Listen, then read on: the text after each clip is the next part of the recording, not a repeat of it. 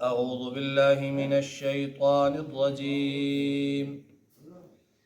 بسم الله الرحمن الرحيم. أذن للذين يقاتلون بأنهم ظلموا.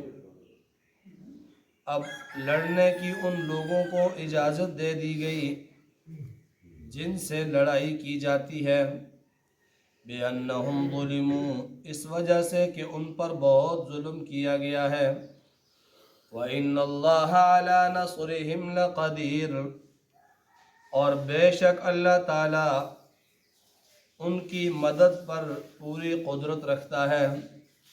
الَّذِينَ أُخْرِجُوا مِن دِيَارِهِمْ بِغَيْرِ حَقٍّ، وہ لوگ جن کو ان کے گھروں سے بے وجہ نکالا گیا، إِلَّا أَن يَقُولُوا رَبُّنَا اللَّهُ، محض اتنی بات پر کہ وہ یوں کہتے تھے کہ ہمارا رب اللہ ہے۔ وَلَوْلَا دَفْعُ اللَّهِ النَّاسَ بَعْضَهُم بِبَعْضٍ لَهُدِّمَتْ صَوَامِعُ وَبِيَعٌ وَصَلَوَاتٌ وَمَسَاجِدُ يُذْكَرُ فِيهَا اسْمُ اللَّهِ كَثِيرًا۔ اور اگر یہ بات نہ ہوتی کہ اللہ تعالیٰ لوگوں کو ایک دوسرے کے ہاتھ سے زور ان کا نہ گھٹواتا تو البتہ منہدم کر دیے جاتے صوامع، خانقاہیں، وبیع، عبادت خانے، خلوت خانے، وصلوات، عبادت خانے، ومساجد یذکر فیہا اسم اللہ، اور مسجدیں جن پر اللہ کا نام بکثرت لیا جاتا ہے۔ وَلَيَنْصُرَنَّ اللَّهَ مَن يَنْصُرُهُ، اور جو شخص اللہ کے دین کی مدد کرے گا اللہ ضرور بضرور اس کی مدد کرتا ہے۔ ان اللہ لقوی عزیز، بے شک اللہ تعالیٰ قوت والا اور غلبے والا ہے۔ کل کے درس میں قربانی کا فلسفہ اور قربانی کی حقیقت کو بیان کیا گیا۔ وہ جانوروں کی قربانی کا ذکر تھا۔ آج کی ان آیات میں انسانوں کی اپنی جان قربان کرنے کا حکم ہے۔ مکہ مکرمہ کی زندگی 13 سالہ یہ دور تھا مکی،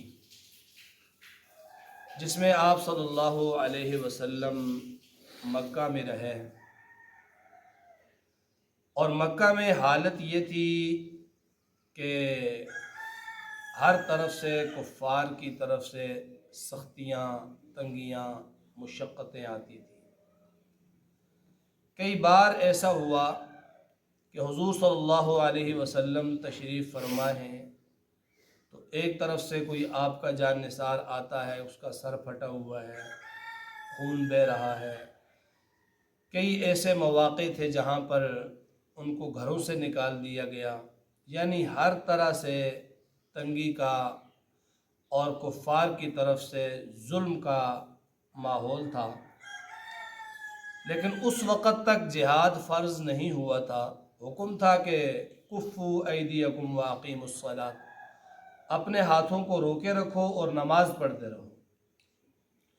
تو یہ 13 سالہ دور جو مکہ کا تھا، یہ مسلمانوں کے لیے سختی تنگی کا دور تھا، اور کفار کے مظالم کا بدترین دور تھا۔ یہ بہت سارے لوگوں کو اس مکی دور میں شہید بھی کیا گیا۔ حضرت سمیہ رضی اللہ تعالیٰ عنہ، حضرت یاسر رضی اللہ تعالیٰ عنہ، اسی طرح اور کئی صحابہ کے نام ہیں۔ لیکن مقابلے میں مسلمانوں کے پاس کوئی طاقت نہیں تھی، اور اللہ کا حکم بھی نہیں تھا اب تک جہاد کا، اس لیے صبر ہی تھا۔ صبر کا گھونٹ پی کر مسلمان رہ جاتے۔ اور پھر جب مکہ سے مدینہ کی طرف ہجرت پر کفار نے مجبور کر دیا، یعنی ان کے مظالم حد سے جب گزر چکے، جناب نبی اکرم صلی اللہ علیہ وسلم کے معاذ اللہ قتل پر وہ لوگ پختہ ہو گئے، تو پھر اللہ تعالیٰ نے مکہ چھوڑ کر مدینہ جانے کی اجازت دی۔ اور ہجرت کا حکم دیا کہ چھوڑ دو اب مکہ کو اور مدینہ تم چلے جاؤ۔ پھر مدینہ جب جا کر پہنچے اور یہاں کا ماحول سازگار تھا، ہجرت کے 2 سال بعد ہی اللہ تعالیٰ نے جہاد کا حکم دیا، بلکہ مدینہ جاتے ہی اللہ تعالیٰ نے یہ آیات نازل کی کہ اذن للذین یقاتلون بانہم ظلموا، وہ لوگ جن کو مارا گیا، جن کو قتل کیا گیا، جن کو تنگ کیا گیا، جن کو مکہ سے تکالیف دے دے کر نکالا گیا، ان کو اب اجازت ہے کہ وہ کافروں کے خلاف لڑیں، ان سے جہاد کریں، ان سے جو ہے وہ مقابلہ کریں۔ تو یہ مدینہ طیبہ میں جا کر اس کا حکم ہوا، اور یہ پہلی آیت تھی جب اجازت ہوئی کہ اب ان کے خلاف لڑو۔ اور یہ اجازت بھی اللہ تعالیٰ نے اس لیے مرحمت فرمائی کہ مکہ چھوڑ کر مسلمان مدینہ چلے آئے۔ اب مکہ اور مدینہ کے درمیان تقریباً 400 میل کا جتنا فاصلہ ہے۔ اب ہونا تو یہ چاہیے تھا کہ وہ مکہ والے اپنی سازشیں روک دیتے کہ ان سے ہمیں مسئلہ تھا، یہ مکہ چھوڑ کر ہی چلے گئے، اب ان سے کیا دشمنی رکھنی ہے۔ لیکن انہوں نے دشمنی پھر بھی نہیں چھوڑی، بلکہ انہوں نے مدینہ میں بھی مسلمانوں کو تنگ کرنے کا سلسلہ جاری رکھا۔ چنانچہ احادیث میں آتا ہے کہ انہی مشرکین مکہ کا ایک سردار اپنا ایک جتھا لے کر، ایک قافلہ لے کر، ایک دستہ لے کر مدینے چلا گیا، اور مسلمانوں کے اونٹ باہر چراگاہ میں چر رہے تھے، تو اس نے جا کر وہاں پر حملہ کیا، چرواہوں کو قتل کر دیا اور اونٹوں کو بھگا کر یہ لے آیا۔ مقصد ان کا مسلمانوں کو مدینے میں کمزور کرنا تھا کہ ان کے پاؤں مدینے میں بھی نہ جم پائیں، اور اوپر سے اندرونی طور پر یہودی بھی مسلمان جب مدینہ میں آئے تو یہودی بھی مسلمانوں کے خلاف تھے، تو وہ بھی یہ نہیں چاہتے تھے کہ جہاں ہم طاقت ہیں کوئی اور طاقت آ کر بن جائے۔ اس لیے خفیہ طور پر انہوں نے بھی مشرکین مکہ سے گٹھ جوڑ کیا کہ باہر سے تم حملہ کرو، اندر سے ہم تمہاری مدد کریں گے۔ یوں یہ یہاں مدینہ میں بھی جو ہے وہ اپنے قدم نہ جما سکیں، ان کو یہاں سے بھی نکال دیا جائے۔ تو تب اللہ تعالیٰ نے حکم دیا کہ اذن للذین یقاتلون، اجازت دی گئی ان لوگوں کو یقاتلون جن سے کافر لڑتے تھے، یعنی مسلمانوں کو، بأنہم ظلموا، اس وجہ سے کہ ان پر ظلم کیا گیا، ظلم کے پہاڑ ان پر ڈھائے گئے، تو اب ان کو اجازت دے دی گئی کہ اب ان کافروں کے خلاف جو ہے وہ لڑو۔ وَإِنَّ اللَّهَ عَلَى نَصْرِهِمْ لَقَدِيرٌ، اور بے شک اللہ تعالیٰ ان مسلمانوں کی مدد پر، ان کی نصرت پر، ان کے غلبے پر البتہ قادر ہے۔ اس لیے فرمایا کہ اب ان کافروں کے خلاف تم جہاد شروع کر دو۔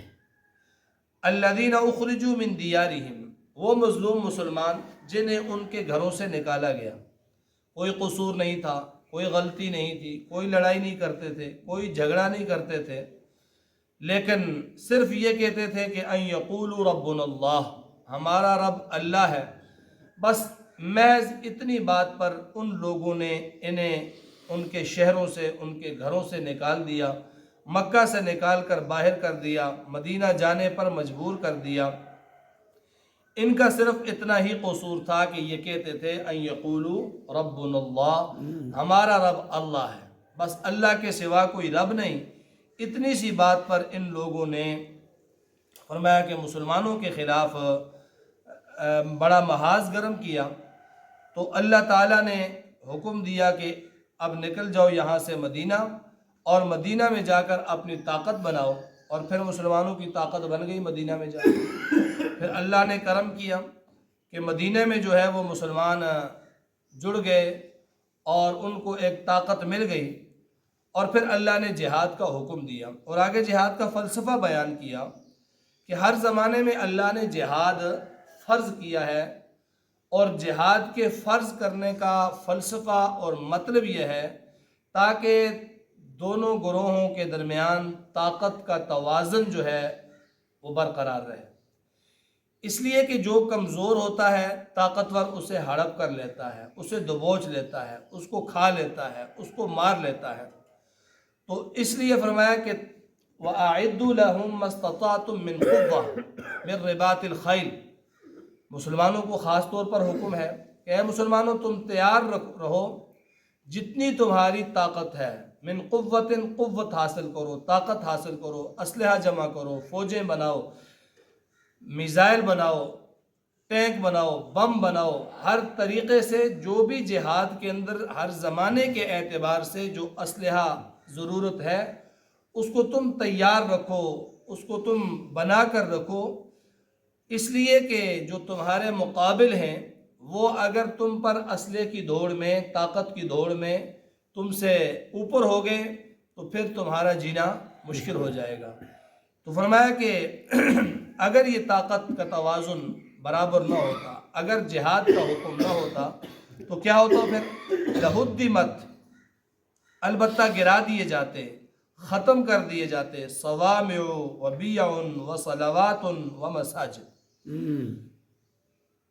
اسلام سے پہلے عیسائی مذہب برحق تھا اور یہودی مذہب بھی برحق تھا۔ یہودیوں کی عبادت گاہ کو صوامع کہتے ہیں اور عیسائیوں کی عبادت گاہ کو بیع کہتے ہیں، گرجا۔ اور اسی طرح مسلمانوں کی عبادت گاہ ہے مسجد۔ تو فرمایا کہ اگر تم یہ طاقت حاصل نہیں کرو گے تو پھر تمہاری نہ مسجد بچے گی، نہ گرجا بچے گا، نہ چرچ بچے گا، نہ کوئی خانقاہ بچے گی، گرا دیں گے جو باطل والے لوگ ہیں۔ تو اس لیے تم اپنی طاقت تیار کر کے رکھو، ان کے مقابلے میں لڑنے کی ہمت پیدا کرو، تبھی تمہاری یہ عبادت گاہیں بچ پائیں گی۔ اور یہ چیز بالکل سامنے ہے کہ جب تک مسلمان جو ہے وہ جہاد کے ساتھ تھے، طاقت تھی ان کے پاس، تو ان کے پاس دنیا کی طاقتیں چل کر ان کے پاس آتی تھیں اور جو ہے وہ بڑے بڑے اسلامی ممالک پر ان کی حکومتیں تھیں، اور جب طاقت چلی گئی، جہاد چھوڑ دیا، تو وہی اسپانیہ، اسپین، جہاں پر مسلمانوں کا 800 سالہ تاریخی دور ہے، وہاں پر مسجدوں کے اوپر اب عیسائیوں کے جو ہے وہ جھنڈے، یہودیوں کے جھنڈے لگے ہوئے ہیں۔ مسجد اقصی جو مسلمانوں کا قبلہ اول ہے وہ یہودیوں کے قبضے میں ہے، وہاں عبادت کرنے کی اجازت نہیں۔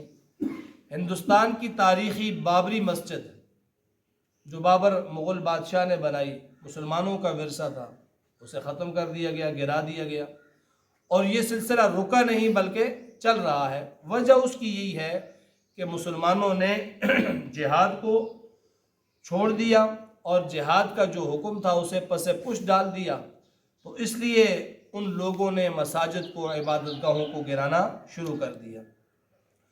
تو فرمایا کہ وَلَيَنْصُرَنَّ اللَّهَ مَن يَنْصُرُهُ، صرف خالی خولی دعا نہیں ہے، ہم لوگ دعا پر زور دیتے ہیں، دعا ان کے لیے ہے کہ جن کے ہاتھ میں اور کچھ نہیں ہے۔ دعا کے ساتھ ساتھ ایک دوا بھی ہے، وہ ہوتی ہے۔ حضور علیہ السلام جب غزوہ بدر میں گئے تو صرف مسجد نبوی میں بیٹھ کر آپ نے دعائیں نہیں کی کہ یا اللہ ہم نکلتے نہیں ہیں، ہمیں تو فتح دے دے۔ حضور علیہ السلام غزوہ بدر میں 313 لوگ کو لے کر بدر کے میدان میں پہنچے، میدان میں گئے، اور پھر وہاں پر ایک عریش، ایک سائبان بنا کر اس میں جو ہے وہ آپ صلی اللہ علیہ وسلم نے دعا کی، اور وہ دعا حدیث کی کتابوں میں موجود ہے۔ تو دعا کے لیے بھی کیا ہوتا ہے؟ پہلے اپنے طور پر اپنے اسباب اور وسائل کو میدان میں لانا ہوتا ہے، اپنی طاقت جتنی ہے اس طاقت کا مظاہرہ کر کے پھر دعا کی جاتی ہے۔ وَلَيَنْصُرَنَّ اللَّهَ وَلَيَنْصُرَنَّ اللَّهُ مَن يَنْصُرُهُ، جو اللہ کے دین کی مدد کے لیے نکلتا ہے اللہ پھر اس کی مدد کرتے ہیں۔ ایسے ہی نہیں ہے، وہ شاعر کہتے ہیں بیچ کر تلواریں خرید لیے مسلح ہم نے، بیٹیاں لٹتی رہیں اور ہم دعا کرتے رہے۔ تو اس کے لیے نکلنا پڑتا ہے، طاقت کا استعمال کرنا پڑتا ہے۔ بدر میں نکلے پھر مسلمان، مدد آئی کہ نہیں آئی؟ ایک طرف تھے 313 اور ان کے پاس ٹوٹل ہتھیار کتنے تھے؟ 6 زریں تھیں اور جو ہے 8 تلواریں تھیں.